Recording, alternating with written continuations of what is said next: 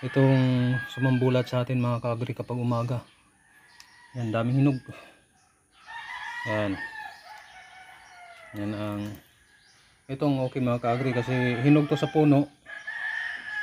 Yan. Ang ginagawa lang nating ano na lang. Yan. Pataba na lang mga kaagri sa tanim. Nagawang pataba. Ano kasi dito mga kaagri, ang daming katulad niyan, no. Ito maraming ano to.